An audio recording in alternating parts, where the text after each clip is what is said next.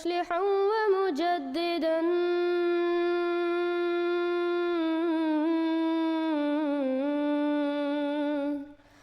فارنوا بنظر طاهر وجنان.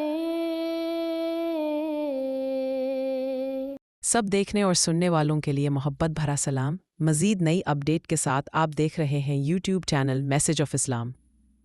ناظرین، کل ہم نے 27ویں ترمیم کے بارے میں ذکر کیا تھا جو پاکستان میں ایک نیا آئین بنانے کی کوشش ہے.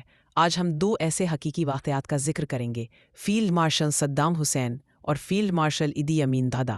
جس ملک میں بھی طاقت کا غلط استعمال کیا جائے گا، ان کا انجام اچھا نہیں ہوتا ہے. طاقت اور خوف پر مبنی نظام زیادہ دیر قائم نہیں رہتا. ویڈیو کو لاسٹ تک سنیں گے تو بہت کچھ سوچنے اور سمجھنے، سیکھنے کو ملے گا. ہم اپنے نمائندے سے گفتگو کرتے ہیں اور مزید معلومات جانتے ہیں. پہلے ہم بات کرتے ہیں فیلڈ مارشل ایدی امین دادا. اس کے بارے میں کچھ بتا سکتے ہیں؟ جی بالکل. ایدی امین یوگنڈا کا فوجی آمر تھا جس نے 1971 میں ایک فوجی بغاوت کے ذریعے اقتدار پر قبضہ کیا. اقتدار کے دوران اس نے 8 سال 1971 تا 1979 تک یوگنڈا پر آہنی ہاتھوں سے حکومت کی. اس دور میں انسانی حقوق کی سنگین پامالیاں ہوئیں، ہزاروں سیاسی مخالفین کو قتل یا جیلوں میں ڈال دیا گیا اور ملک کی معیشت تباہ ہو گئی. 1972 میں ایدی امین نے یوگنڈا سے تقریباً 80,000 ایشیائی خصوصاً بھارتی نژاد باشندوں کو ملک بدر کر دیا، جس سے تجارت اور صنعت کو شدید نقصان پہنچا. وقت کے ساتھ ساتھ اس کی پالیسیوں نے عوام میں بے چینی پیدا کی اور پڑوسی ممالک کے ساتھ تعلقات بھی خراب ہو گئے. اس نے آئین میں ترمیم کر کے خود کو فیلڈ مارشل بنا لیا، حالانکہ اس کی کوئی جنگی خدمات نہیں تھی. پھر خود کو ایڈمرل کا لقب دیا، حالانکہ یوگنڈا ایک لینڈ لاک ملک ہے، نہ سمندر ہے نہ بندرگاہ. اس نے خود کو تاحیات صدر مقرر کیا، سینکڑوں میڈلز اور ڈاکٹری کے خطابات اپنے نام کیے، حالانکہ وہ 2 جملے بھی ڈھنگ سے نہیں بول پاتا تھا. مزید یہ کہ خود کو زمین کے جانوروں اور سمندر کی مچھلیوں کا مالک کہا، جبکہ ملک میں بھوک، قحط اور غربت عام تھی.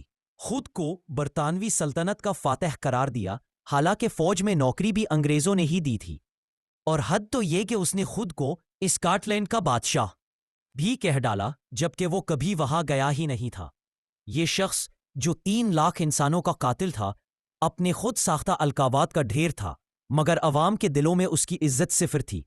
1978 میں اس نے تنزانیہ پر حملہ کیا، مگر تنزانیہ کی فوج نے جوابی کارروائی کرتے ہوئے یوگینڈا میں داخل ہو کر دارالحکومت کمپالا پر قبضہ کر لیا. اس طرح 1979 میں ایدی امین کی حکومت کا خاتمہ ہو گیا. اقتدار سے محروم ہونے کے بعد وہ پہلے لیبیا فرار ہوا، جہاں معمر قذافی نے اسے کچھ عرصہ پناہ دی. بعد ازاں وہ سعودی عرب چلا گیا. سعودی حکومت نے انسانی بنیادوں پر اسے رہائش کی اجازت دی، لیکن شرط یہ رکھی کہ وہ سیاست میں حصہ نہیں لے گا. ایدی امین نے اپنی باقی زندگی جلاوطنی میں گزاری اور 16 اگست 2003 کو جدہ میں طویل علالت کے بعد مر گیا. اسے وہیں دفن کیا گیا. اب ہم بات کریں گے فیلڈ مارشل صدام حسین. اس کے بارے میں کچھ بتا سکتے ہیں؟ جی بالکل. صدام حسین کی زندگی طاقت، جنگ، سیاست اور انجام کے ایک عبرتناک باب کی صورت میں دیکھی جاتی ہے. 1968 میں باس پارٹی نے ایک فوجی بغاوت کے ذریعے عراق میں اقتدار پر قبضہ کر لیا. اس وقت احمد حسن البکر صدر بنے، مگر اصل طاقت نائب صدر صدام حسین کے ہاتھوں میں تھی. وہ بتدریج حکومت کے تمام اہم اداروں پر قابض ہوتا گیا. 1979 میں احمد حسن البکر کے مستعفی ہونے کے بعد صدام حسین نے خود کو صدر، وزیر اعظم اور مسلح افواج کا سربراہ قرار دے دیا. اس نے خود ہی اپنے آپ کو فیلڈ مارشل بھی قرار دے دیا.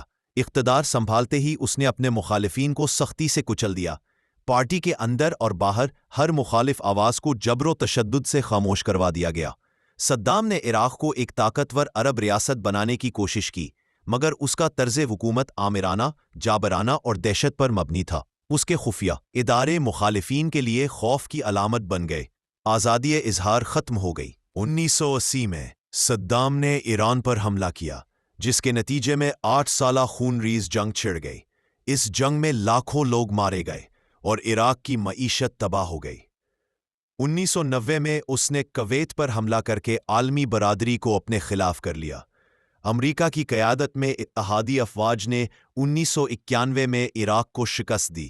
اس کے بعد عراق پر سخت پابندیاں عائد ہوئیں اور صدام کی حکومت کمزور ہوتی گئی۔ 2003 میں امریکہ نے عراق کے پاس وسیع تباہی کے ہتھیار رکھنے کے الزام میں عراق پر حملہ کر دیا۔ چند ہی ہفتوں میں صدام کی حکومت ختم کر دی گئی۔ وہ کچھ عرصہ روپوش رہا، لیکن دسمبر 2003 میں امریکی فوج نے اسے اس کے آبائی علاقے تکریت کے قریب سے گرفتار کر لیا۔